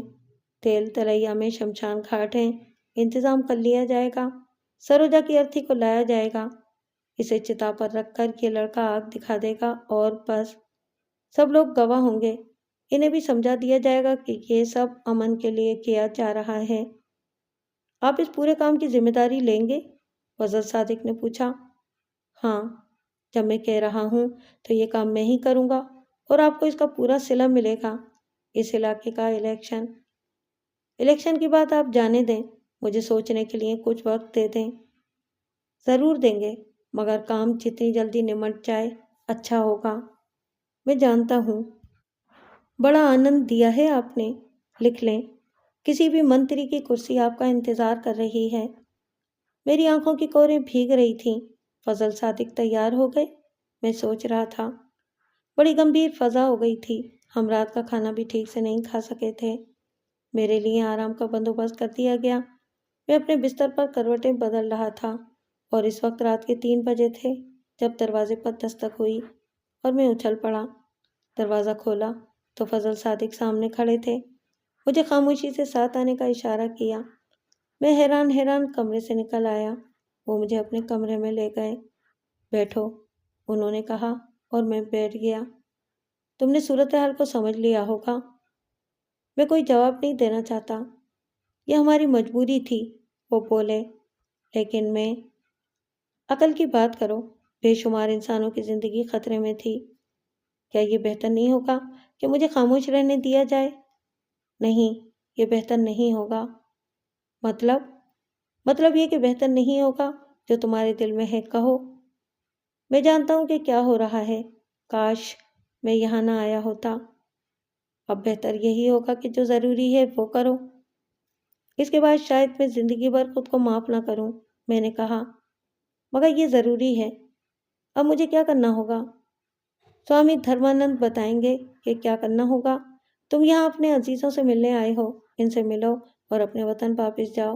جو یہاں گند ہے اسے بھول جاؤ۔ آؤ۔ وہ اپنی جگہ سے آگے بڑھے۔ میں بھی بادل ناخواستہ اٹھ کر ان کے ساتھ چل پڑا۔ ابھی ہم دروازے کے قریب بھی نہیں پہنچے تھے کہ اچانک دروازہ کھلا۔ اسے اندر سے کھولا گیا تھا، لیکن کھولنے والا کوئی نظر نہیں آیا تھا۔ فضل صادق نے کچھ لمحے توقف کیا، پھر میرے کندھے پر ہاتھ رکھ کر باہر نکل آئے۔ میرے کمرے تک کا راستہ انہوں نے خاموشی سے طے کیا۔ اندر داخل ہو کر وہ رکے، دروازہ بند کیا، پھر کچھ پڑھ کر دروازے پر پھونکا اور کنڈی لگا دی۔ جھوٹ اور مکر و فریب گناہ ہے، لیکن بعض اوقات یہ گناہ کرنا پڑتا ہے۔ وہاں ہم تنہا نہیں تھے۔ وہ ناپاک شخص اپنے جاسوس چھوڑ گیا تھا۔ او میرے خدا، کیا تم مجھے اتنا بے ضمیر سمجھتے ہو؟ ایک لڑکی نے سچے دل سے اسلام قبول کیا اور ثابت قدمی سے جان دے دی۔ وہ تو ہمارے ایمان کا حصہ بن گئی۔ اسے آگ میں جلانے کے بجائے ساری قوم کو نذر آتش کیا جا سکتا ہے۔ فضل صادق کے ان الفاظ سے میرا دل پھوٹ پھوٹ کر رونے کو چاہا۔ میں اس قدر بے اختیار ہوا کہ ان سے لپٹ گیا۔ دعا مانگو کہ اس ایمان پرست کو اللہ تعالیٰ قبر عطا فرمائے۔ فضل صادق کے ان الفاظ نے کلیجہ ہاتھ بھرکا کر دیا تھا۔ وہ تشویش بھرے لہجے میں بولے، خداوند کریم فریدہ کو اس کے مقصد میں کامیاب کرے۔ دیکھیں وہ کیا کر کے دکھاتی ہے۔ مگر میرا ذہن بالکل ناکارہ ہو رہا ہے۔ میں نہیں سمجھ رہا کہ میں کیا کر سکتا ہوں۔ میں نے بے بسی سے کہا، اللہ پر بھروسہ کرو، ایسے امتحانات دینے پڑتے ہیں۔ فضل صادق نے کہا۔ میں واپس شیخ مختار کے گھر آ گیا۔ سب کچھ نارمل تھا۔ فضل صادق نے چلتے ہوئے کہا تھا کہ وہ خود ہی مجھ سے رابطہ کریں گے۔ میرا ذہن شدید الجھنوں کا شکار تھا۔ فریدہ سے اکثر میری ملاقات ہوتی رہتی تھی۔ حیرانی کی بات یہ تھی کہ وہ گھر میں ہی رہتی تھی۔ مجھے بتایا گیا تھا کہ اسے ملیریا ہو گیا ہے۔ ایک آدھ بار اس سے ملاقات بھی ہوئی تھی۔ بستر پر پڑی رہتی تھی۔ ایک دن کہنے لگی، منصور، کیا تم نے بھی کبھی کسی سے محبت کی ہے؟ ان جذبوں سے کسے چھٹکارا ملا ہے؟ ہاں، انسان چاہے کتنا ہی اپنے آپ کو اس جذبے سے الگ کر لے۔ میں تمہیں سچ بتاؤں، تم میں کوئی خوبی نہیں ہے۔ ایک عام سے انسان ہو، لیکن یہ منحوس جذبہ کسی کو عام نہیں رہنے دیتا۔ چھوڑو، میں بھی کیا فضول باتیں لے کر بیٹھ گئی۔ تمہارے ذہن میں تجسس ہوگا کہ میں نے جو کہا ہے وہ کر بھی پاؤں گی یا نہیں۔ ہاں، میرے دل میں تجسس ہے۔ میں نے سروجا کا سراغ لگا لیا ہے اور کچھ منصوبے بھی بنا لیے ہیں، لیکن ایک شرط ہوگی۔ میں نے چونک کر اسے دیکھا تو وہ بولی، اور وہ شرط ہے اعتماد۔ اعتماد؟ ہاں، وہ بولی۔ میں نہیں سمجھا۔ ابھی نہیں سمجھاؤں گی۔ تم مسلمان ہو نا؟ الحمدللہ، میں نے پورے یقین سے کہا۔ تو تمہیں قسم کھانی پڑے گی کہ جس بات کا مجھ سے وعدہ کرو گے اس کی تکمیل کرو گے۔ نہیں، میں یہ نہیں کر سکوں گا، میں نے سرد لہجے میں کہا۔ وہ چونک کر مجھے دیکھنے لگی، پھر مسکرا کر بولی، کچھ خوبیاں ہی تو انسان کو پاگل کر دیتی ہیں۔ چلو، ہم وقت سے پہلے دیوانگی کا شکار کیوں ہوں؟ فریدہ کی باتیں کافی الجھی ہوئی تھیں۔ دوسری بار اس سے ملاقات ہوئی تو اس نے کہا، ایک بات بتاؤ، تم سلطانہ کی ارتھی کو آگ لگاؤ گے؟ کبھی نہیں۔ اور اگر انہوں نے تمہیں مجبور کیا تو؟ تو بھی میں ایسا نہیں کروں گا۔ تو پھر کیا کرو گے؟ خودکشی؟ جان دے دو گے؟ ہاں۔ کیسے؟ خود آگ میں کود جاؤں گا۔ ارے خودکشی تو حرام ہے۔ میں نہیں جانتا کہ میں کیا کروں گا، میں نے شدید الجھن سے کہا۔ کچھ اچھا ہی سوچیں گے، وہ ہنس کر بولی۔ فضل صادق نے فون کر کے پوچھا، کیسی گزر رہی ہے؟ بس انوکھی۔ دہلی سے جانے کو دل نہیں چاہتا؟ کہاں؟ ہاتھرس، فضل صادق صاحب نے کہا اور میرا دل دھڑک اٹھا۔ تسلیم یاد آ گئی تھی۔ چلا جاؤں؟ ہاں، وہ پتھریلے لہجے میں بولے۔ میں نے اس کے بعد ان سے کوئی سوال نہیں کیا، البتہ نہ جانے کیوں ان کی بات میرے دل کو لگ گئی۔ رفیع اللہ گھر آتے ہوئے ڈر رہا تھا۔ یار، والد صاحب قبلہ نے 50% آف کر دیا ہے۔ دولت تو خیر ہاتھ کا میل ہے، لیکن سب سے زیادہ خطرناک دادی اماں ہیں۔ اگر کہیں وہ بگڑ گئیں تو حالات سنبھالے نہیں جا سکیں گے۔ رفیع اللہ، تم جیسے دوست پر فخر کیا جا سکتا ہے اور تمہیں میری بات ماننی پڑے گی۔ پھر ہم ہاتھرس کے لیے چل پڑے۔ میں نے تسلیم کو دیکھا، بہت دبلی ہو گئی تھی۔ تنہائی میں بات کرنے کا مجھے موقع مل گیا۔ تسلیم، یہ تم نے کیا حالت بنا لی ہے؟ وہ خاموش رہی۔ بہت سی باتیں کی میں نے اس سے، لیکن اس نے صرف ایک بات پر زبان کھولی۔ اس نے کہا، میں دوسرے لوگوں کے بارے میں کچھ نہیں کہتی، لیکن میں زندگی کی آخری سانس تک اس بات پر شرمندہ رہوں گی کہ یہاں آ کر آپ کو کتنی مشکلات کا سامنا کرنا پڑا، اور میں اس بات کو تاریخ کا حصہ قرار دوں گا کہ یہاں کی لڑکی اپنی محبت اور وفات دونوں میں یکتا ہوتی ہے۔ تسلیم نے ہر تکلف کو بالائے طاق رکھ دیا تھا۔ دن کے 12 گھنٹے میرے ساتھ گزارتی تھی، میرے سارے کام کرتی تھی۔ اس دوران ایک بار رابعہ متھرا سے آئی تھی اور اس نے اپنے مزاج کے مطابق تماشے کیے تھے۔ میرے قریب آنے کی کوشش بھی کی تھی، لیکن میں نے اس کی پذیرائی نہیں کی تھی۔ پھر ایک دن فضل صادق نے فون کیا، یہ مت سمجھنا کہ میں تمہاری طرف سے غافل ہو گیا ہوں، میرے پاس آپ کی شایع نشان دعا بھی نہیں ہے۔ پاکستان جانے کے لیے تیار ہو؟ پاکستان میری زندگی ہے، اور انسان زندگی سے دور کب رہنا چاہتا ہے؟ ایک مقصد میری زندگی سے منسلک ہو گیا ہے، اس کی تکمیل سے پہلے واپس نہیں جاؤں گا۔ زندہ رہا تو جانا اپنے وطن ہی ہے۔ سلامت رہو، فضل صادق نے بڑے خلوص سے کہا۔ وہ سب بڑی سنسنی خیز تھی۔ دن کو 11 بجے کے وقت ترویدی اور رام سے آئے اپنی مخصوص جیپ سے ہاتھرس پہنچے تھے۔ آفتاب بیگم نے روایتی انداز میں ان کا استقبال کیا۔ ترویدی نے کہا، منصور عبداللہ جی نے ایک ایسی روایت کی بنیاد ڈالی ہے جسے کبھی نہیں بھلایا جا سکتا۔ ان کے اس عمل سے ان علاقوں میں ہندو مسلم بھائی چارے کی ایک نئی بنیاد پڑے گی۔ آپ تیار ہیں مہاراج؟ میرے ذہن میں فریدہ کے بارے میں کئی سوالات ابھرے، لیکن میں نے خاموشی ہی اختیار کیے رکھی تھی۔ ترویدی نے بتایا، 6 بہت بڑے بڑے لوگوں کو تیل تلیا بلوا لیا گیا ہے۔ ان کی موجودگی میں یہ رسم ادا ہوگی۔ ایک بڑی میٹنگ میں یہ بات طے ہو گئی ہے اور ساری بات انہیں سمجھا دی گئی ہے۔ سب سے بڑی بات یہ ہے کہ خود سوامی جی اس رسم میں شریک ہوں گے۔ آپ تیار ہیں منصور جی؟ مجھے فضل صادق کے الفاظ یاد آ گئے۔ میں نے کہا، ہاں میں تیار ہوں۔ آپ کو اسی سمے ہمارے ساتھ چلنا ہوگا۔ بات ایسی ہے کہ آپ کو بہکانے والے آپ کے گرد جمع ہو جائیں گے۔ کیا کہ کوششیں نہیں ہوں گی، ہم آپ کو ان کوششوں سے محفوظ رکھیں گے۔ جی ٹھیک ہے، میں نے کہا۔ کسی کو اپنی سوچوں پر اختیار نہیں ہوتا، مجھے بھی نہیں تھا، لیکن میں نے کوشش کی تھی اور گھر سے باہر نکلتے ہوئے تسلیم سے کہا تھا، میرے لیے دعا مانگنا تسلیم، تمہارے ساتھ زندہ رہوں گا ورنہ نہیں۔ پھر میں ترویدی اور رام سے آئی کے ساتھ چل پڑا تھا۔ راستے بالکل خاموشی سے طے ہوئے۔ ان لوگوں نے بھی مجھ سے کوئی گفتگو نہیں کی تھی۔ ہم تیل تلیا پہنچ گئے۔ مندر سے خاصی دور شمشان گھاٹ تھا۔ بڑا اہتمام کیا گیا تھا۔ ایک شامیانہ لگایا گیا تھا جہاں نشستیں لگی ہوئی تھیں۔ کئی قیمتی گاڑیاں کھڑی ہوئی تھیں، کچھ گن مین اور باڈی گارڈز بھی موجود تھے۔ تیز روشنیوں کا اہتمام کیا گیا تھا جنہوں نے اس جتا کا احاطہ کیا ہوا تھا جو سروجا کی ارتھی جلانے کے لیے تیار کی گئی تھی۔ پھر تمام لوگ آ گئے جنہیں بلایا گیا تھا۔ انہوں نے اپنی کرسیاں سنبھال لیں۔ سوامی بھی موجود تھا۔ پنڈت اشلوک پڑھ رہے تھے اور بڑی پراسرار فضا پھیلی ہوئی تھی۔ میں اور رفیع اللہ بھی پنڈال میں پہنچ گئے اور پھر شاید وہ وقت آ گیا جب چتا کو آگ لگائی جانے والی تھی۔ بہت سی رسمیں ادا کی گئیں۔ پھر سوامی اپنی جگہ سے اٹھا اور سامنے جا کھڑا ہوا۔ اس نے بولنا شروع کیا، سجنوں، کبھی کبھی ایسے انوکھے سمے آ جاتے ہیں جب ہمارا اپنا دماغ ساتھ نہیں دیتا کہ کیا ہو رہا ہے، ہم کیا کر رہے ہیں اور کیوں کر رہے ہیں۔ جیون کی کہانی موت پر تمام ہوتی ہے اور یہاں بھی ایک ایسی کہانی چل رہی ہے۔ آپ لوگوں کو معلوم ہے کہ ٹھاکر پریوار کی ایک معصوم لڑکی کو پریم جال میں پھنسا کر مسلمان کیا گیا۔ اس کے ساتھ نکاح کا کھیل کھیلا گیا اور وہ باولی اپنے عقیدے پر پتھر ہو گئی۔ ہندو دھرم کی اپنی پرمپرا ہے اور مسلمان دھرم کی اپنی۔ اس کی چتا نے آگ نہیں پکڑی، جس کی وجہ یہ تھی کہ مسلمان عالموں نے منتر پڑھ کر اس کے گرد دیوار بنا دی تھی۔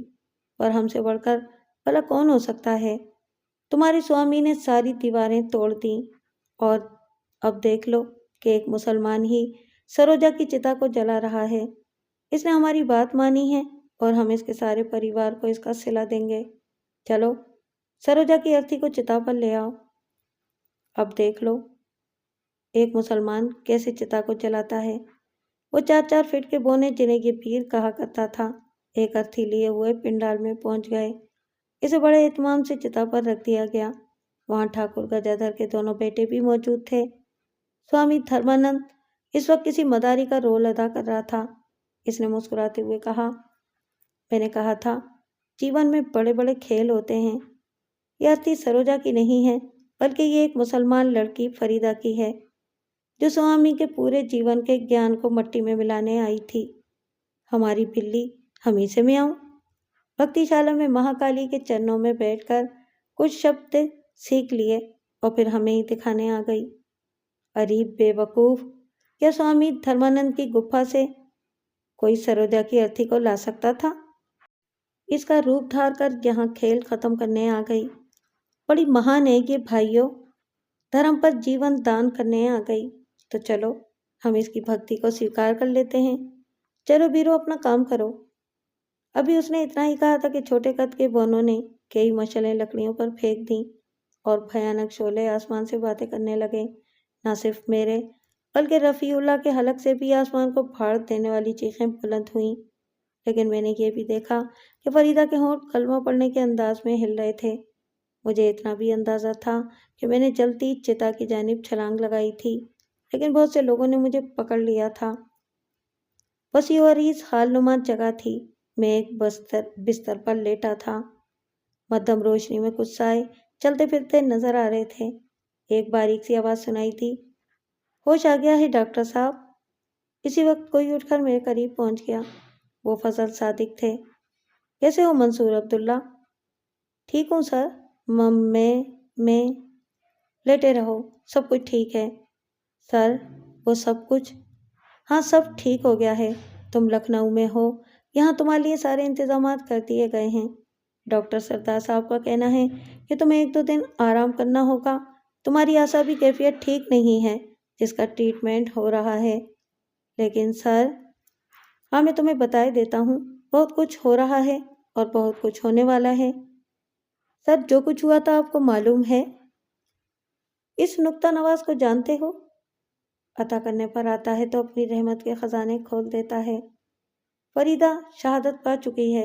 اس نے ایک کلمہ گو کو نظر آتش نہیں ہونے دیا اور خود آتش نمرود میں کود گئی۔ دنیا اسے بے دین کہنے لگی تھی، لیکن مالک دو جہاں نے اسے دینداری کا کتنا بڑا انعام دیا۔ کیا تم اس بات پر یقین کرو گے کہ جس جگہ وہ چتا بنی ہوئی تھی وہاں زمین نے اپنا منہ کھول دیا اور ایک اتنی گہری قبر نمودار ہو گئی کہ اس کی گہرائیوں میں جھانکا بھی نہ جا سکے۔ آہ! رحمت خداوندی نے فریدہ کو جو قبر عطا فرمائی وہ تو سلطانوں کو بھی نہیں ملی۔ فضل صادق صاحب کی آواز لرز گئی اور ان کی باقاعدہ سسکیاں جاری ہو گئیں۔ میں بھی اپنی ہچکیاں روک نہیں سکا۔ ڈاکٹر صاحب وہاں موجود تھے۔ انہوں نے مجھے 2 انجیکشن لگائے اور میں گہری نیند سو گیا۔ بعد میں مجھے اس جگہ کی کہانی معلوم ہوئی۔ ان علاقوں میں ایک ناقابل یقین اور حیرت ناک واقعہ ہوا تھا۔ تیل تلیا کے علاقے میں ایک تقریب ہو رہی تھی جس کی تفصیل کا کسی کو علم نہیں ہو سکا۔ اچانک زلزلہ آیا اور زمین کا ایک بہت بڑا حصہ گہرائیوں میں بیٹھ گیا۔ تیل تلیا کا یہ علاقہ زلزلے کی پٹی پر تھا اور کوئی 150 سال پہلے بھی وہاں زلزلہ آیا تھا اور زمین بیٹھ گئی تھی۔ اس بار بھی اچانک ہی یہ سب ہوا تھا۔ اب وہاں سے میں کس طرح لکھنؤ پہنچا اور کس طرح میری بچت ہوئی یہ اللہ ہی بہتر جانتا ہے۔ جس جگہ میں موجود تھا یہ فضل صادق کی مثالی رہائش گاہ تھی جس میں قدیم لکھنؤ سمٹا ہوا تھا۔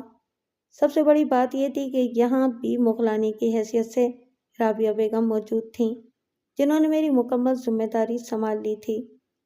دوسروں پر کیا گزر رہی تھی اس کا صحیح اندازہ نہیں تھا۔ میں نے 2-3 بار تسلیم کو فون کیا لیکن تسلیم نے فون نہیں اٹھایا۔ ادھر رفیع اللہ بھی ہاتھرس چلا گیا تھا۔ ایک طرح سے اب میرا یہاں دل نہیں لگ رہا تھا اور میں واپس جانے کے بارے میں سوچ رہا تھا۔ پھر رفیع اللہ آ گیا۔ وہ بیچارہ میری وجہ سے سب سے کٹ کر رہ گیا تھا۔ مجھے ایک طرح سے قیدی بنا دیا گیا تھا۔ والد صاحب نے مجھے دہرادون بھیج دیا تھا۔ کیوں؟ جو لوگ تیل تلیا سے بچ کر آ گئے تھے ان میں بھی تھا۔ ہاں تو پولیس نے مجھے کھلونا بنا لیا تھا۔ ایک طرح سے میں ان کا مستقل مہمان بن گیا تھا۔ وہ مجھ سے طرح طرح سے ان حالات کے بارے میں پوچھتے تھے۔ وہ چاہتے تھے کہ میں کوئی انکشاف کروں۔ البتہ گجادھر کے دونوں بیٹوں نے حیرت انگیز تعاون کیا۔ کیسے؟ پولیس نے بہت کوشش کی کہ وہ تمہارے بارے میں کچھ کہیں لیکن باقی دھن نے آخر میں پولیس کو دھمکی دی کہ وہ اخبارات کو بیان دے دے گا کہ پولیس زبردستی ان کے ذریعے منصور عبداللہ کو ملوث کرنا چاہتی ہے۔ تب وہ خاموش ہوئے۔ اور جانتے ہو کہ ایسا کیوں ہوا؟ وہ بھی بتا دو۔ فضل صادق کی وجہ سے۔ وہ بڑی بااثر شخصیت رہ چکے ہیں اور اب بھی ہیں۔ شیخ مختار کے بارے میں معلوم ہوا کہ وہ اسپتال میں داخل ہیں اور کافی بیمار ہیں۔ فریدہ تو ہمارے لیے ایک زخم بن کر رہ گئی تھی۔ اس نے جو کچھ کیا تھا اسے مرتے دم تک بھولا جا سکتا تھا۔ ہم اکثر اس کے بارے میں باتیں کرتے رہتے تھے۔ بلکہ ایک دن رفیع اللہ نے بڑے دکھ بھرے لہجے میں کہا تھا، خدا کی قسم میں بچپن ہی سے اسے پسند کرتا تھا۔ وہ کہتی تھی کہ وہ بہت سی دولت اکٹھی کرے گی اور ساری کی ساری مجھے دے دے گی۔ بس دولت کے حصول کے لیے ہی اس نے الٹے سیدھے علوم سیکھنے شروع کر دیے اور بھکتی شالہ تک پہنچ گئی۔ پھر اسے بگاڑنے کے لیے وہاں بہت کچھ تھا۔ گندے علوم کے ماہر اس کے گرد پھیل گئے۔ ایک مسلمان لڑکی کو ایمان سے دور لے جانے پر وہ بڑا فخر محسوس کر رہے تھے۔ منصور، ایک خط میرے پاس رکھا ہوا ہے جو فریدہ نے مجھے دیا تھا۔ اس نے کہا تھا کہ اگر وہ اس دنیا میں نہ رہے تو یہ خط منصور کو دے دیا جائے۔ خط کھلا ہوا تھا اس لیے میں نے اسے پڑھ لیا جس پر مجھے شرمندگی ہے۔ کہاں ہے وہ خط؟ میں نے بے چینی سے پوچھا۔ میں تمہیں لا کر دیتا ہوں۔ میں نے فریدہ کا خط پڑھا۔ لکھا تھا، منصور، میں چھوٹی عقل کی مالک ہوں، بے وقوفی کی باتیں سوچتی رہتی ہوں۔ جو لوگ میرے گرد ہیں وہ بڑے چالاک ہیں۔ میں نے کالا جادو سیکھا ہے، پر ہنسی والی بات ہے جو لوگ کالا جادو جانتے ہیں وہ بڑے شکتیمان ہیں۔ میں ان کے مقابلے میں کبھی کامیاب نہیں ہو سکتی۔ پر تمہاری پوری کہانی میں نے سنی ہے۔ بڑی عجیب لگی ہے مجھے یہ کہانی۔ تم کسی بھی طرح سروجا کو ایک مسلمان لڑکی کی حیثیت سے دفن نہیں کر سکتے، پر تم بھی ضد پر اڑے ہوئے ہو۔ میں دن رات یہ سوچتی رہتی ہوں کہ تمہیں کیا تحفہ دوں۔ دوسری ہنسی کی بات یہ کہ ہندوستان بھر میں کسی دیوتا کی طرح پوجا جانے والا سوامی دھرمانند تم سے ڈرا ہوا ہے۔ وہ یہ سوچتا ہے کہ اگر تم نے ٹھاکروں کی بیٹی کو زمین میں دفن کر دیا تو اس کا سارا مان ٹوٹ جائے گا اور اس کی کوئی حیثیت نہیں رہے گی۔ اور کچھ سمجھ میں نہیں آیا تو پھر میں نے یہ کیا جو تم نے آگے چل کر دیکھ لو گے۔ میں نے اپنا جیون تمہارے نام کر دیا۔ میں پاتال کی گہرائیوں میں تو سروجا کی لاش تلاش نہیں کر سکی، پر ان راکشسوں سے تمہارا جیون بچانے کے لیے میں نے یہ کھیل کھیلا اور انہیں اطمینان ہو گیا کہ ایک مسلمان لڑکے نے آخرکار اس لڑکی کی چتا کو بھسم کر دیا۔ بات ختم ہو گئی۔ سب کچھ بھاڑ میں جائے۔ تم بس جتنی جلدی ہو سکے پاکستان واپس چلے جاؤ۔ اور جانتے ہو میں نے یہ سب کچھ کیوں کیا؟ کیونکہ میں تم سے پریم کرنے لگی تھی، فریدہ۔ میرا سر چکرانے لگا تھا اور میں پھٹی پھٹی آنکھوں سے رفیع اللہ کو دیکھنے لگا۔ रफ़ी उल्लाह की आंखों से आंसुओं के 2 कतरे लुढ़क कर रुखसारों पर बहने लगे। पागल हैं सारे के सारे रफ़ी उल्लाह, मैं वो नहीं कर सका जिसका मैंने सुल्ताना से वादा किया था। मज़ीद कुछ वक्त गुजर गया। मैं वाकई अब यहाँ से चले जाना चाहता था। एक बेमकसद जिद के सिवा और कुछ नहीं रह गया था। सुल्ताना की लाश बदस्तूर स्वामी के कब्जे में थी और कोई जरिया ऐसा नहीं रह गया था कि मैं अपने मकसद की तकमील कर सकता। एक वहशत सी दिल पर सवार रहती थी। मैंने रफ़ीउल्लाह से कहा, रफ़ीउल्लाह, अब मेरे सारे ननिहाल में ऐसा कोई नहीं होगा जो मुझे अपने साथ रखने पर आमादा हो। ऐसा क्यों कहते हो? मैं हूं ना। खुदा की कसम जिंदगी की आखिरी सांस तक तुम्हारे साथ गुजारने के लिए तैयार हूं। मेरे साथ कराची चलोगे? सारी तैयारियां कर चुका हूं। पासपोर्ट वगैरह रिन्यू करा लिया है। दूसरे कागजात भी तैयार हैं। जब कहोगे उठकर चल पड़ूंगा। हाँ, तुम्हें कुछ वक्त मेरे साथ गुजारना होगा। मैं इन यादों को कभी फरामोश नहीं कर सकूंगा। इस दिन रात के खाने पर कुछ मेहमान आए हुए थे। इनमें हाफिज सादत अली भी थे, एक पुरवकार शख्सियत के मालिक। इनके साथ 2 लड़कियां भी थीं। इनमें एक सायरा थी, एक तुर्ताना। मुरझाए हुए चेहरे, मुस्कुराहट से आ रही, ताहम मुझसे बहुत अच्छी तरह मिली। हाफिज सादत साहब ने गहरी निगाहों से मुझे देखा, फिर हुस्निया मुस्कुराहट से बोले, बेटे, तुम्हारी शख्सियत इस बात की मज़हर है कि अज़म दुनिया की सबसे मुस्तहकम शय है और इसके आगे हर शय सरनिगूं हो जाती है। मैं इनकी कोई बात समझ नहीं सका था। रात को खाने से मुकम्मल फरागत के बाद फजल सादिक ने मुझे और रफ़ीउल्लाह को अपने कमरे में बुलाया और मुलाजमा से काफ़ी लाने के लिए कहा। बड़ा पुरस्कार सा अंदाज था इनका। काफ़ी के चंद घूंट लेने के बाद उन्होंने कहा, मंसूर अब्दुल्ला, इंतहाई मजबूरी की हालत में हम एक छोटा सा जुर्म करने जा रहे हैं। मैं तुम्हें इसकी मुकम्मल तफसील बताना चाहता हूँ। मेरी भाभी हाफिज साहब की अहलिया आयशा सादत अली औसत 6 साल से कैंसर की मरीजा थीं। हाफिज साहब ने इनके लिए बहुत कुछ किया, यहाँ तक कि किसी के कहने पर वो इनका इलाज कराने हिंदुस्तान ले आए। 11 दिन पहले कज़ा इलाही से इनकी मौत वाक़ई हो गई और मेरे जहन में ये एक तसव्वुर बेदार हो गया। मैंने अपने ताल्लुकात से काम लेकर भाभी की मौत को छुपाए रखा और इसकी बुनियादी वजह एक ऐसा जज्बाती अमल था जिसने मेरे सीने को छलनी कर दिया है।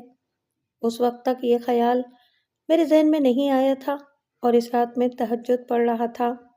ये नमाज मैं अपनी रिहाइशगाह के पाई बाग में पढ़ता हूँ।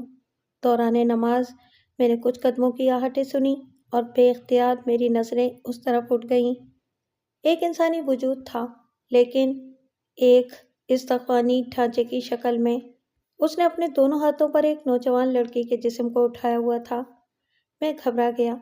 वो आहिस्ता आहिस्ता आगे बढ़ता हुआ मेरे नज़दीक आ गया और फिर इसने इस लड़की के इंसानी जिस्म को मेरे सामने रख दिया। ये मेरी सरोजा है, जिसे तुम सुल्ताना कहते हो। फजल सादिक, सारा संसार अपने अपने खेल खेल रहा है, पर मैं इसका पिता हूँ। कजादर है मेरा नाम। बेटी से भूल हो गई। बच्चों से भूल हो ही जाती है। संसार इन्हें माफ़ करे या न करे, पर माता पिता पत्थर के कहाँ होते हैं। इसका जहेज मुझ पर कर्ज था, सो देने आया हूँ। कब्र मांग रही थी वो संसार से। पति के धर्म को निभाना चाहती थी। मुझे मौका मिल गया। अब आपकी मदद की ज़रूरत है। मेरा सारा वजूद हिल गया। 22-24 साल पहले मर जाने वाली नौजवान लड़की इस वक्त भी यूं लग रही थी जैसे थोड़ी देर पहले जानती हो। कजाधर का ढांचेनुमा बदन लरस रहा था। उसने कहा, जिस तरह भी बन पड़े मेरी सरोजा को सुल्ताना की हैसियत से कब्र में उतार दो। मैंने गजाधर से कहा कि ऐसा मुमकिन नहीं है। इस तरह पूरे हिंदुस्तान में फसादात फैल जाएंगे। मैंने बहुत गौर किया और एक तदबीर मेरे जहन में आ गई। हाफिज सादत भाभी साहिबा की लाश पाकिस्तान ले जा रहे हैं। मैंने मुतालिका महकमों में अपने ताल्लुकात से काम लेकर इस लाश को भाभी साहिबा की लाश की हैसियत से पैक करा लिया और इस तरह के मसाले लगवा लिए कि इसके नकूश पहचाने न जा सकें। यह लाश सुल्ताना की होगी, लेकिन आयशा भाभी की हैसियत से ये बजरिया जहाज़ कराची पहुंचा दी जाएगी और फिर इसे वहीं दफन कर दिया जाएगा। मैंने ये तमाम इंतजामात कर लिए हैं। फजल सादिक गहरी गहरी सांसें लेने लगे। इससे अजीम और फरासत से भरपूर मंसूबाबंदी और कोई नहीं हो सकती थी। खुदा के फजल से किसी काम में रुकावट न हुई। सुल्ताना की लाश को इस कब्र में दफन किया गया जिसे पता नहीं क्यों मेरे वालिद नासिर अब्दुल्ला ने अपनी कब्र के बराबर खुदवा लिया था। माबूद कायनात की सरजमीन पर हजारहा ऐसे वाक़यात होते रहते हैं जिनका इंसानी अक्ल तसव्वुर भी नहीं कर सकती, लेकिन खुदा की खुदाई रोज़े अव्वल से रोज़े अबद तक के हर लम्हे का पूरा हिसाब रखती है। नासिर अब्दुल्ला ने एक लड़की को मुसलमान किया और इस लड़की ने इस्तकामत से एक मुसलमान की हैसियत से अपने लिए कब्र मुंतखब की ताकि रोज़े महशर अपने शोहर की कुर्बत से महरूम न रहे, और कुदरत ने इसे इसकी मंजिल तक पहुंचा दिया। थोड़ी सी अपनी बात कर लूँ। ज़्यादा ऐसा नहीं गुजरा था कि फजल सादिक साहब, रफ़ीउल्लाह, सादिया बेगम यानी तस्लीम की वालदा और इसके वालिद चंद दूसरे अफराद के साथ कराची पहुंच गए। नानी अम्मा साहिबा यानी आबदा बेगम ने हुक्म नादिर शाही सुनाया कि वह तस्लीम की शादी के मुकम्मल इंतजामात करके आई हैं, और जिस तरह उन्होंने मेरी वालदा यानी आसिया बेगम की शादी नासिर अब्दुल्ला से की थी, इसी तरह तारीख अपने आप को दोहराएगी और मुझे दूल्हा बनना पड़ेगा। लेकिन मरते वक्त तक रफ़ीउल्लाह का एहसानमंद रहूँगा कि उसने मेरे दिल की बात आबदा बेगम के कानों तक पहुँचा दी थी, और बाकी काम आबदा बेगम ने अपने मिजाज के मुताबिक कर दिया था।